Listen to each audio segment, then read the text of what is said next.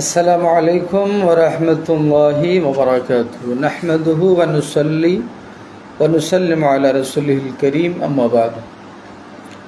প্রিয় হাদিস পড়ুয়া ভাই বোনেরা, সকলকে দরসে বুখারী পর্ব 31 স্বাগত জানাচ্ছি। ইনশাআল্লাহ আজকে আমরা আলোচনা করব ইমাম বুখারী রাহমাতুল্লাহি আলাইহির মেধা, স্মৃতিশক্তি এবং মুখস্থ শক্তি নিয়ে। এ ব্যাপারে আমরা দুটি ইবারত পেশ করব। একটি হচ্ছে আল্লামা আলী বিন মোহাম্মদ আবুল হাসান নুরুদ্দিন আল মোল্লা আল হারাভি আল কারি, অর্থাৎ মোল্লা আলী কারি রহমতুল্লাহ আলাই মিরকাতুল মাফাতিহ শারহু মিশকাতিল মাসাবির মধ্যে এই ইবারত এনেছেন। ইবারতটা হলো قيل كان يحفظ وهو صبي 70,000 حديث سردا وينظر في الكتاب نظرة واحدة فيحفظ ما فيه। অর্থাৎ মোল্লা আলী কারি রহমতুল্লাহ আলাইহি নকল করছেন ইমাম বুখারী রহমতুল্লাহি আলাইহির স্মৃতিশক্তি নিয়ে যে কানা ইয়াহফাজু, ইমাম বুখারী রহমতুল্লাহি আলাইহি মুখস্থ করেছেন কোন অবস্থায়? ওয়াহুয়া সাবিয়ুন, যখন তিনি শিশু। সবি বলতে বোঝানো হয় আস-সগীরু দুনাল বুলুগি, প্রাপ্তবয়স্ক হওয়ার পূর্ববর্তী সময়কে বলা হয় সবি। পুরুষের ক্ষেত্রে অধিকাংশ আলেমের মত হচ্ছে পুরুষরা প্রাপ্তবয়স্ক হয় 9 থেকে 14 বছরের মধ্যে। তাইলে ইমাম বুখারী রহমতুল্লাহ আলাইহি যখন 9 বছর পূর্ণ হননি, তখন ইমাম বুখারী রহমতুল্লাহ আলাইহি মুখস্থ করেছেন 70,000 হাদিসিন, 70,000 হাদিস সারদান, একের পর এক বললে ইমাম বুখারী রহমতুল্লাহ আলাইহি শিশু অবস্থায় উনি 70,000 হাদিস মুখস্থ বলতে পারতেন। ওয়ায়ানজুরু ফিল কিতাবি, ইমাম বুখারী রহমতুল্লাহ আলাইহি নজর দিতেন, দৃষ্টি দিতেন ফিল কিতাব, কিতাবের মধ্যে নাজরাতান ওয়াহিদাতান, একবার। ফায়াহফাজু, এই এক নজরেই মুখস্থ করে নিতেন মাফি, কিতাবের মধ্যে যা আছে তা। তাহলে ইমাম বুখারী রহমতুল্লাহ আলাইহি কেমন স্মৃতিশক্তি, মুখস্থ বিদ্যার অধিকারী ছিলেন যে কোন একটি কিতাবে একবার নজর দিতেন, এক নজরেই তিনি এই কিতাবের সব কিছু মুখস্থ করে নিতেন। এটা হলো মিরকাতের ইবারত। ইমাম আবুল আব্বাস শিহাবুদ্দিন আহমদ বিন মোহাম্মদ আল কাস্তালানি, যাকে আমরা সংক্ষেপে ইমাম কাস্তালানি বলি, উনি ওনার ইরশাদুস সারির মধ্যে ইবারতটা এনেছেন এইভাবে: আম্মা যাকাউহু ওয়া সাআতু হিফজিহি ওয়া সাইলানু যিহনিহি, ইমাম বুখারী রহমতুল্লাহি আলাইহির মেধা, ওনার মুখস্থ শক্তি, ওনার তীক্ষ্ণ স্মৃতিশক্তি কেমন ছিল?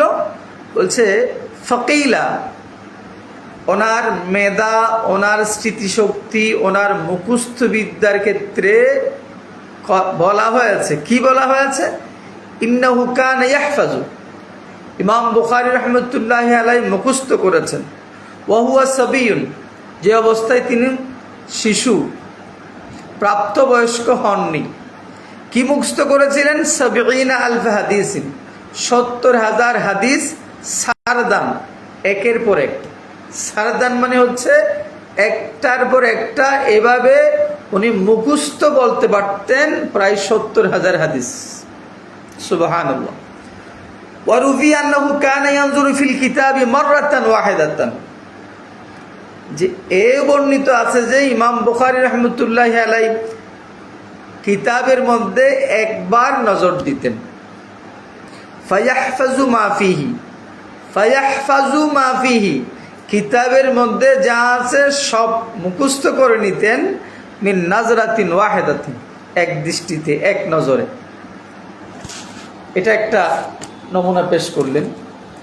ইমাম কাস্তালানি রহমতুল্লাহি আলাইহি ওনার ইরশাদুস সারির মধ্যে আরো বর্ণনা করেছেন, বলছেন ক্বালা মুহাম্মদ ইবনু আবি হাতিমিন ওয়াররাকু, ইমাম বুখারী রহমতুল্লাহি আলাইহির সচিব মুহাম্মদ বিন আবি হাতিম উনি বলছেন সামি'তু হাশিদ ইবনা ইসমাঈলা ওয়া আখারা ইয়াকুলানি, আমি প্রখ্যাত মুহাদ্দিস হযরত হাশিদ বিন ইসমাঈল এবং অন্য একজন মুহাদ্দিস ইয়াকুলানি, ওনারা দুজনকে বলতে শুনেছি। কি বলেছেন ওনারা? কানাল বুখারীয়ু, ইমাম বুখারী রাহমাতুল্লাহি আলাইহি ইয়াখতালিফু, আসা যাওয়া করতেন, মাআনা, আমাদের সাথে। হাশিদ বিন ইসমাঈল এবং অন্যজন বলছেন আমাদের সাথে ইমাম বুখারী রাহমাতুল্লাহি আলাইহি আমাদের শাইখের কাছে আসা যাওয়া করতেন, ইলা সামাঈ, হাদিস শোনার জন্য আমাদের সাথে আসা যাওয়া করতেন। আমরা যেই শাইখের কাছে যেতাম উনিও আমাদের সাথে আসা যাওয়া করতেন। ওহুয়া গোলামুন, যে অবস্থায় তিনি বালক। কিন্তু ফালা ইয়াকতুবু, আমরা আমাদের শাইখ থেকে, আমরা ওস্তাদ থেকে হাদিস শুনতাম এবং সেই হাদিসগুলো লিখে নিতাম। কিন্তু ইমাম বুখারী রাহমাতুল্লাহ আলাইহি হাদিস শুনতেন, ফালা ইয়াকতুবু, লিখতেন না। হাত্তা আতা আলা যালিকা ইয়ামুন, এমনভাবে অনেক দিন গেল, কোন কোন বর্ণনা আছে প্রায় 15 দিন হলো। ফাকুন্না নাকুলু লাহু, আমরা ইমাম বুখারীকে উদ্দেশ্য করে বলতে লাগলাম যে আপনি আসতেছেন, হাদিসগুলো লিখতেছেন না, এগুলো ভুলে যাবেন, শুধু শুধু সময় নষ্ট করতেছেন, এরকম আমরা অনেক কিছু বলছিলাম। ফাকালা, তখন ইমাম বুখারী রাহমাতুল্লাহ আলাইহি বললেন, ইন্নাকুমা কাদ আকসারতুমা আলাইয়া, আপনারা দুজন তো আমাকে অনেক কিছু বললেন যে আমি সময় নষ্ট করতেছি, আমি হাদিস লিখতেছি না, এগুলো আমি ভুলে যাব, শুধু শুধু আসা যাওয়া। যে ফারিদা আলাইয়া মা কাতাবতুমা, আপনারা দুজন যে হাদিসগুলো লিখেছেন এই হাদিসগুলো আমার কাছে একটু পেশ করুন তো। ফাআখরাজনা ইলাইহি মা কানা ইনদানা, বলছে আমরা দুজনের কাছে যে হাদিস ছিল, যে হাদিসগুলো লিপিবদ্ধ ছিল, লিখা যে হাদিসগুলো ছিল, লিখিত যে হাদিসগুলো ছিল, এগুলো আমরা ওনাকে বের করে দিলাম। ফাজাদা যালিকা আলা 15,000 হাদিসিন, দেখা গেল যে এই 15 দিনে আমরা দুজন 15,000-এর চেয়ে বেশি হাদিস লিখেছি। তো ওনাকে যখন আমরা পেশ করলাম 15,000-এর চেয়ে বেশি হাদিস যেগুলো আমরা লিখেছি, দেখলাম ফাকরা কুল্লাহা আন যাহরি কলবিন, যে উনি কিতাব না দেখে, পাণ্ডুলিপি না দেখে উনি একেবারে মুখস্থ এই 15,000 হাদিস পাঠ করে শোনাইলেন, পাঠ করলেন। পাণ্ডুলিপি না দেখে এই 15,000-এর চেয়ে বেশি হাদিস উনি মুখস্থ পাঠ করে দিলেন। যে হাত্তা জাআলনা নাহকুমু কুতুবানা মিন হিফজিহি, এমনকি ইমাম বুখারী মুখস্থ বলছেন আমরা আমাদের পাণ্ডুলিপিগুলো, আমরা আমাদের কিতাবগুলোর সাথে মিলিয়ে দেখতেছি যে হাদিসগুলো ওনার বলার সাথে আমাদের লেখাটা ঠিক আছে কিনা।